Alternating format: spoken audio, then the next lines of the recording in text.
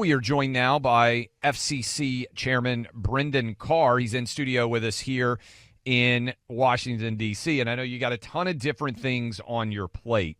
So I'm going to hit you with questions. You may try to dodge some of them just because I understand you guys are pretty good at that. So let's start off here. I think now that President Trump is in office, it's fair to say that we have seen maybe a little bit of unfairness from ABC, CBS, NBC, among others. They have a government responsibility based on the fact that we have given them a license as a country.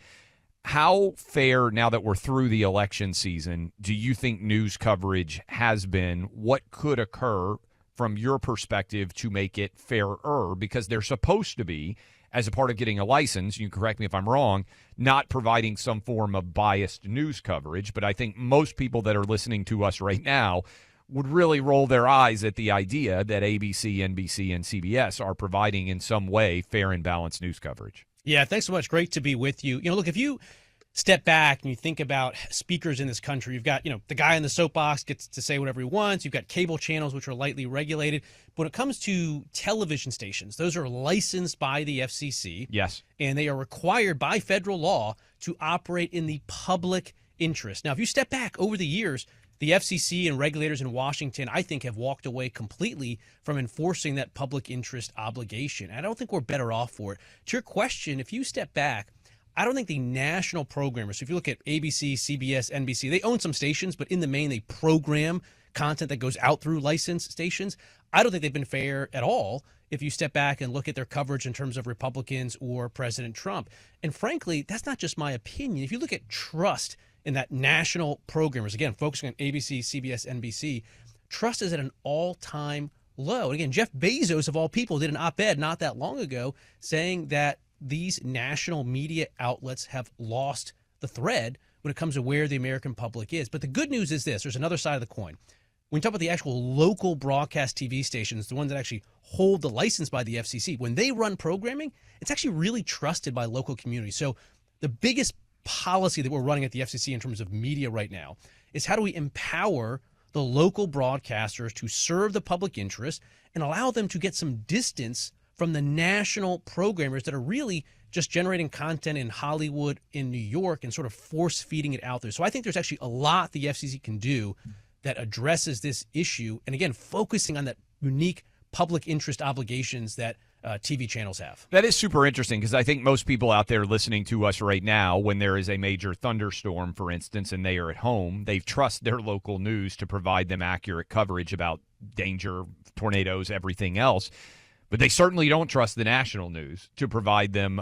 So I hadn't really thought about that dichotomy. It's interesting.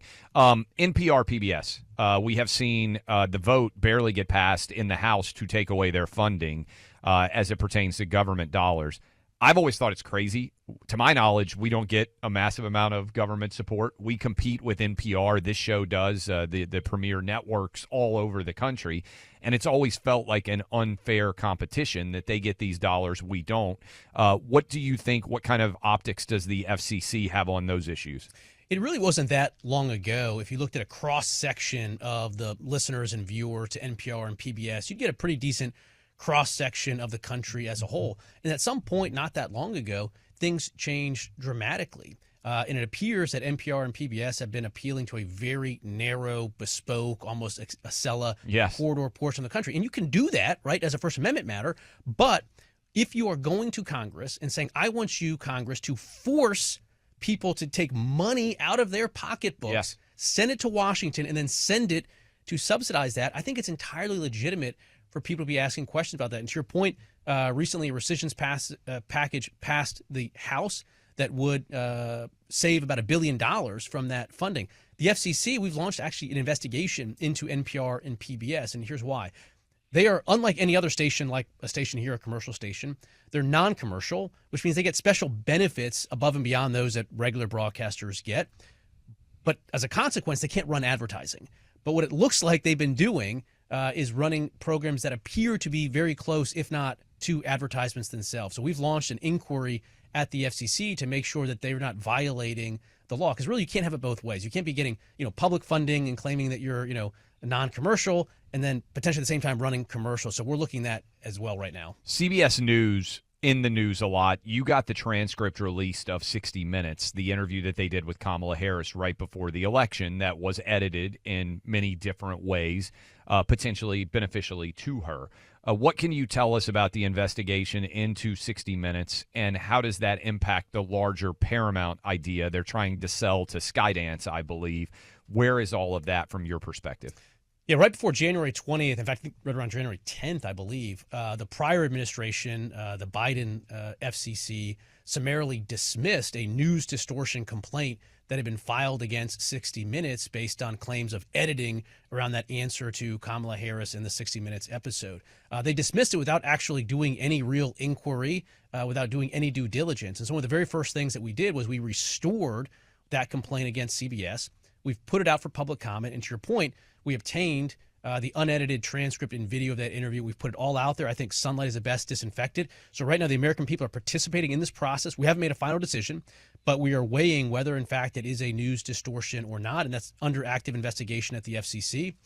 Separate from that, we do have a transaction before the FCC where the owners of CBS are looking to sell. And as of right now, we're just running our normal course review on that, and no significant update as to where we are on that. When you look at the spectrum, and I know people think about this a lot. I was out in San Francisco recently, got to go in a Waymo. I felt like I was in the future. Before all the Waymo started getting burned. Before all the Waymos were getting burned. Good. Get out of there, Clay. We got out safely there. Doing research on that, the amount of spectrum that's going to be required for autonomous vehicles is actually pretty extraordinary. The government, I'm sure a lot of people out there understand this, may not, has control of the wireless spectrum universe out there. Is there enough to be able to handle all the technology coming? What would be beneficial in your mind as you look at the auctions of this spectrum and the utilization of the spectrum? Yeah, this is a really important issue. It's a practical issue. It's a national security issue. Most people, when they pick up their smartphone or they hop into a Waymo, they just assume it works. They don't know how. Maybe they think it's magic or pixie dust, but it's these invisible airwaves that you need to power everything. And when you look at the future of technology, whether it's autonomous vehicles, whether it's AR, VR, AI, the data demand to carry data traffic wirelessly is just like a hockey stick through the roof. And right now, China has leaped out to a really significant lead over the U.S. Didn't used to be this way. If you go back to the first Trump administration, China was ahead of us early on, and President Trump stepped in, showed strong leadership, and the U.S. closed the gap. That's why you saw 4G and 5G explode in the U.S. Now, President Biden stepped in, and we just fell into a deep malaise when it comes to freeing up spectrum. And President Trump recently has articulated that he wants the U.S. to lead again, and we're going to do it. So one of the things that the One Big Beautiful Bill does is it restores the FCC authority to free up these airwaves, which lapsed during the Biden years. Senator Cruz, Chairman Cruz, has been phenomenal in leading on this, but we are hundreds of megahertz behind where China is right now. And to your point, our commercial sector needs it. DOD uses it as well. But I think ultimately right now where we're short is commercial spectrum for high power use. President Trump and Chairman Cruz have been clear, but it's national security, it's economic growth, and it's bridging the digital divide because we use that spectrum to connect people, to connect communities. Your job to a large extent, I would think, and you can correct me if I'm wrong, is to try to allow the marketplace of ideas to work at the best of its manner and ensure that the government is not putting a hand or a finger on the scale to allow one side to have an advantage. How fair do you think the overall media environment is from your perspective as FCC chairman when you look at it across the scope of all of the different arenas that you are monitoring right now? Do you think we have a fair system in place right now, or do you think there's still a lot of things that need to be done? Well, I think there's still a significant ways to go in terms of making sure that broadcasters in particular live up to their public interest obligation. Again, the studies and survey in terms of lack of trust speak to that. But if you step back, particularly during COVID, we saw this massive acceleration of censorship in this country, and a lot of it took place on social media and on big tech platforms. Silicon Valley was deciding whether you got to stay on the digital town square, what you could say. And the evidence also shows that the Biden administration was effectively colluding with a lot of these social media companies to shut down free speech. And it didn't just happen here in the U.S., it's spreading globally. In Brazil, there's this Justice de Morais, this government official there that's been censoring social media. In Europe, they're passing laws to sort of force U.S. technology companies to abide by their version of censorship. And so to some extent, we are on the backside of that, meaning as the government controls with COVID rescind, we see free speech reemerge, because you can't have both, right? If you're going to have massive government controls that came with censorship, that came with COVID, you necessarily have censorship as well, because free speech is a check on those types of government controls.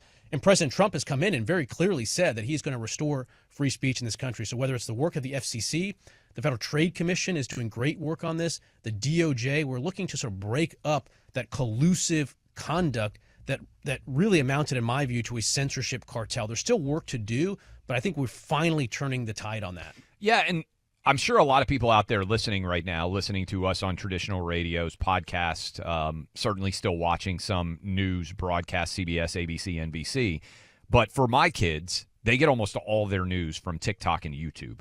So to your point on the power of media, the dynamic has shifted in a big way. Like, I don't even know that my kids could find local news on television other than watching sports. They never watch it.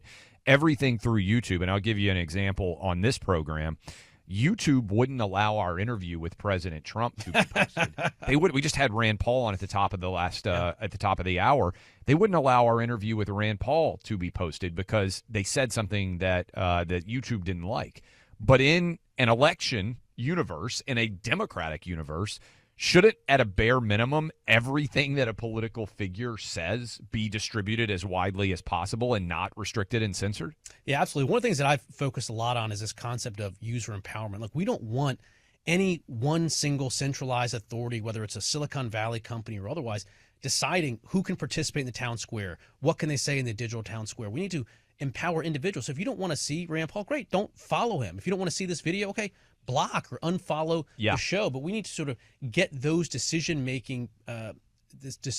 back into the hands of individual users and take it out of the hands of the big corporations. For instance, on social media, one idea we've talked about is, should we have content filters that you can choose? Like, let's say you want, for reasons that escape me, but you want MSNBC to filter your feed for you. Okay, plug that in and do it. If you want, this show to have one, great. If you want Fox News to do it, great. But let's get that power back to individuals and less this centralized, because when you make a mistake at a system-wide level like that, like, the consequences are very serious. Yeah. People think about, well, there's harm that comes from hate speech, which obviously is protected by the First Amendment. But think about the other side of it. Like, when you couldn't talk about the origins of COVID-19, when you couldn't talk about the costs and benefits of masking young children who were trying to get speech development at that point in time. So there's very real harms that flowed from the censorship that we lived through, let alone, electoral consequences with the Hunter Biden laptop story. The list goes on. A last question for you. AI is taking off at a rapid rate, and we have fun with AI memes that people will post of me playing the flute, and all sorts of ridiculous things out there.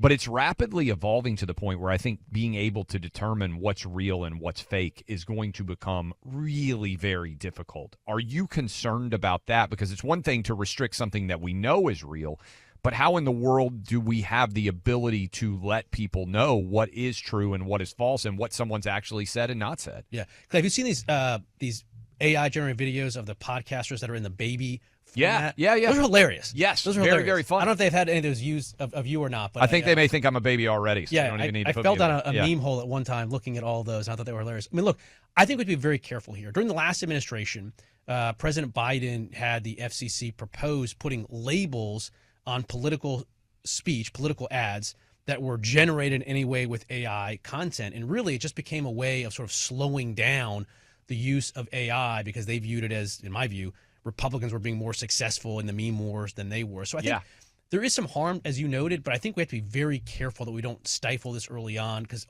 ultimately it can start to look a lot like censorship. So I do think that people need to be vigilant.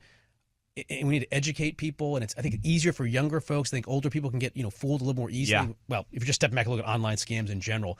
But I think there's an area where we have to proceed very cautiously, and I'd be very skeptical of regulation at this point. FCC Chairman Brendan Carr, I appreciate the time. Appreciate you coming in studio with us, sitting on video here. And we hope to talk to you again soon. Yeah, good to be with you. Thanks. For sure. Look, a lot of you out there right now, got all sorts. We were just talking about all the different ways media can evolve. You got VCRs, you got old film reels, you got old photographs. How many of you have digitized those forever? Because the VCR wasn't made to last forever. Do you have the ability to share old movies with your family? Do you have old slides, old pictures digitized? This is what Legacy Box does. They help you preserve and ensure that your family's history lives on long after all of us are gone. They've done it for 1.5 million families, and they rely on Legacy Box to carefully handle saved photos, film, videos, and return them all with brand new digital files as well. They hand transfer everything, one videotape at a time, one photo at a time, carefully preserving your family's most cherished memories. Visit legacybox.com/clay right now. Unlock 50% off when you do so. Legacybox.com/clay, 50% off. Preserve your family's memories for years and years to come at legacybox.com/clay.